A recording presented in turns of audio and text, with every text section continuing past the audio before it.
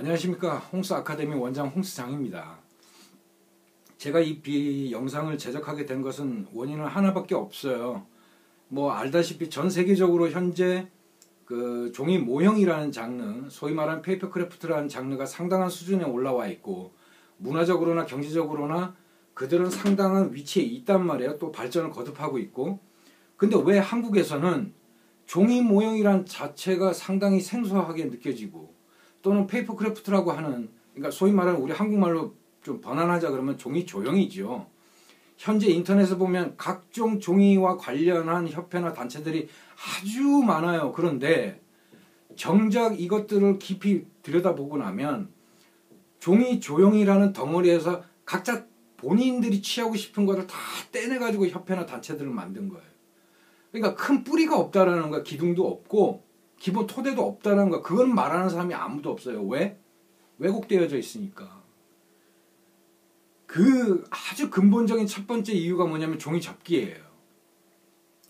저도 지금까지 살면서 학교에서나 아니면 사회에 나와서 우리가 배웠던 건 종이 접기예요. 미술 시간에 가장 간편하게 우리가 배웠던 것들, 미술과 관련해 가지고 또는 공부를 했던 것들은 종이 접기를 통해서예요.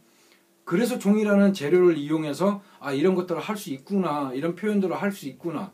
그것들이 마치 우리의 어떤 능력을 키워주고 향상시켜주는 것처럼 왜곡된 사실에 대해서 우리는 그냥 알고 지냈던 거예요. 그냥 그렇게 습득하고 지냈던 거죠. 그런데 이렇게 세월이 지나서 직접 그런 것들을 취급하게 되고, 제가 그런 직종을 갖게 되고, 또 그런 쪽에서 어떤 관심을 얻게 되다 보니까 이거는 잘못돼도 너무 잘못됐더라. 그래서 우리는 그거를 최소한 바로잡아야 되지 않겠는가. 우리 아이들한테만큼은 올바른 정보와 자료를 제공해야 되지 않겠는가.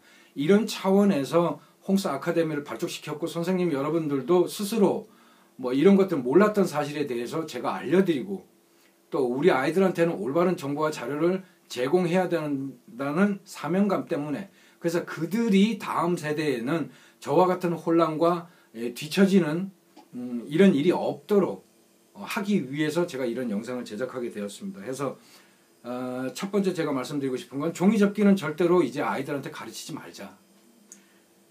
그냥 단도직입적으로 말씀드리는 거예요. 왜냐하면 해도 되지요. 좋습니다. 종이접기 협회가 주장하는 것처럼 막말로 지적 향상과 뭐 사고적 능력과 뭐 온갖 것 다 그냥 갖다 붙이면, 종이접기 말고도 우리가 뭐 미술 시간에 찰흙을 만진다든가 무슨 미술을 한다든가 그림을 그린다든가 다 우리 뇌의 활발한 활동에 도움이 돼요. 또는 뇌 성장에 상당한 도움이 된단 말입니다. 문제는 뭐냐 그러면 종이 접기의 한계성이란 말이에요. 거기에 대해서 말하는 사람이 단 한 명도 없다는 사실.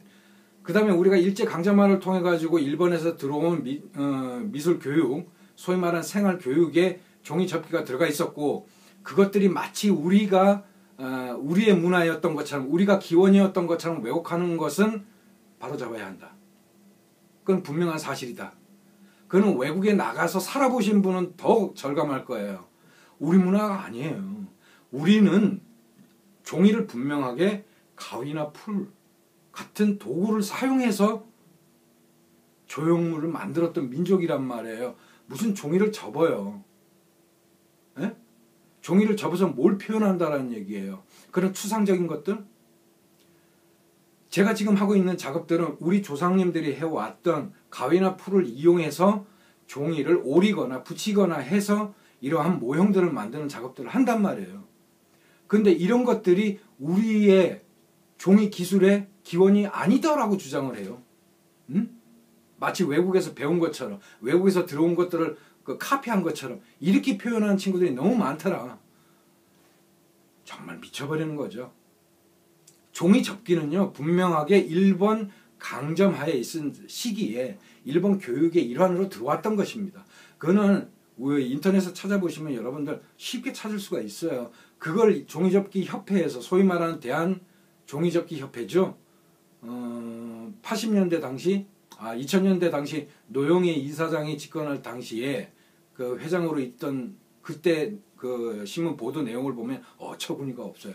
거기 일면에 보면은 뭐 도성국사가 뭐 종이학을 던져가지고 떨어뜨렸던 지점에 옥룡사라는 거를 만든 게 기원이었다. 우리나라 종이 접기 기원이. 현재 전라남도 광양시에 있어요.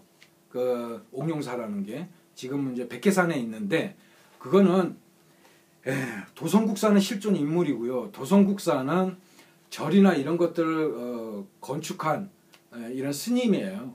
이분이 그 절을 지을 때 무슨 종이학을 접어가지고 어디 그냥 안 보고 이렇게 던졌는데 그 지점에 종이학이 떨어져서 거기다 옥룡사를 지었다. 한마디로 어이가 없는 거죠. 그런 거는 우리 실록에 나와 있지도 않고 조선왕조실록 공식적인 문서에서 벗어난 그 이전의 사실들에 대한 왜곡입니다. 우리나라에는요. 조선왕조실록에 나와 있지는 않지만 조선왕조실록에는 화방이라고만 나와 있어요. 또는 화장. 화장이라는 직책이 있었어요. 조선왕조실록 이전에는 화아장이라는 직책이 있었고 이 직책들은 뭐냐 그러면 그 궁이나 이런 데서 연회를 열거나 이러면 그 연회를 꾸미거나 상차림을 하거나 하는 데 필요한 기술자들의 직함을 화장이라고 했단 말이에요. 여러분들 여성분들 요즘 뭐 화장한다 그러죠. 꾸민다 그러죠. 그거 그때부터 생겨난 말이에요. 그 화장이란 말이. 그래서 이분들은 궁에서 열리는 연회나 이런 외국에서 사신들이 오면 그런 대접하는 곳에 공간들을 꾸미거나 하는 이런 역할을 했던 분들인데 이 조선왕조실록에 보면 정확하게 이분들의 역할이 나와 있어요. 이분들이 소위 말하는 지화가 뭐냐 그러면 종이로 만든 꽃이에요. 그래서 종이로 만든 꽃 등, 지화 등으로 연회를 풍성한 분위기로 만들었다라는 내용들이 뭐 세종에도 나오고 태조 때도 나오고 상당한 부분에서 역사적 사실들이 나오는데 이 종이꽃은 여러분들이 생각하는 종이를 접어서 꽃을 만드는 게 아니에요. 가위를 이용해서 종이를 오려내요. 그리고 서로 이어 붙이거나 끼워요. 상당히 정교합니다. 이 종이꽃을 보면. 그리고 현재도 경상도에 그런 화장이란 직책을 대대로 물려받아가지고 지금도 하고 계신 분이 계세요. 그리고 그 당시에는 이 화장이란 직책들이 비단이나 실크에다가 풀을 먹여가지고 그런 가짜 꽃이라든가 곤충이라든가 이런 것들을 표현했다 그래요. 근데 정확하지는 않지만 영조 때도 그런 사실들이 나오고 태조 때도 그런 사실이 나오고 세종 때도 그런 사실이 나와요. 백성은 기근이 들어 힘들어 하는데 궁은 이런 화려한 잔치 등은 여는 것은 이거는 도의가 아니다 해서 하지 못하게 해요. 임금들이. 그러다 보니까 화장들이 실크나 비단 등을 대신해서 종이를 이용해서 꽃을 만들었다 하는 내용들이 있단 말이에요. 근데 그런 궁에서 그런 종이를 이용해 가지고 이렇게 꽃이나 곤충이나 이런 것들을 꾸미는 것들을 보고 이제 양반가들이나 직책 있는 지금의 말하는 국회의원들이나 이런 초대 손님들이 궁에 가서 보고서 나도 저걸 갖고 싶다 해가지고 본인들도 이제 자기네 집안을 종이를 이용해서 꾸미기 시작하지요. 그래서 우리나라의 문풍지나 이런 데다 보면은 소위 말하는 페이퍼 커팅, 종이를 오려갖고 대나무나 매화나 국화나 이런 것들을 붙이죠. 예. 우리는 종이를 오렸어요. 종이를 잘랐다고요. 그리고 서로 붙였어요. 그게 기원이고 우리의 종이 조형의 기초고 기본은 무조건 도구를 사용해야 된다는 거예요. 근데 종이 접기가 주장하는 건 뭐예요?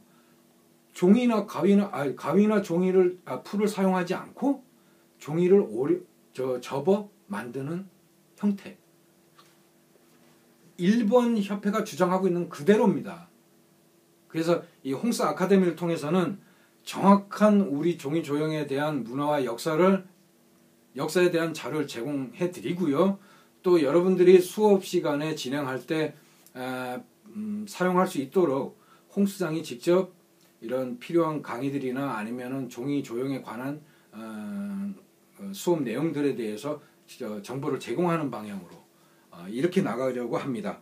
그래서 앞으로 많이 지켜봐 주시고요. 종이 접기라는 것은 이제는 우리는 더 이상 하지 않아도 된다. 그래서 우리 아이들한테 가르치지 않아도 된다. 라는 사실들을 앞으로 제공되는 영상들을 보시면 제가 주장하는 것에 대해서 충분히 공감하실 거라 생각합니다. 그럼 앞으로 지켜봐 주십시오. 감사합니다. 홍수장이었습니다.